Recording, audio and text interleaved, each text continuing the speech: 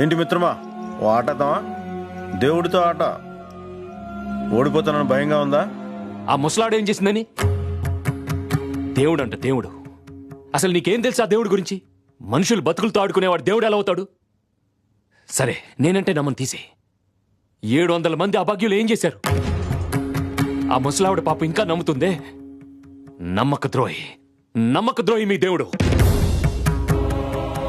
ఆ భారతంలో బామర్ది చేత బంధువులందరినీ చంపించాడు. ఈ భారతంలో ఇంతమందిని బాధలతో చంపుతున్నాడు. ఇది ధర్మం. ధర్మం ఇలాగే ఉంటుంది.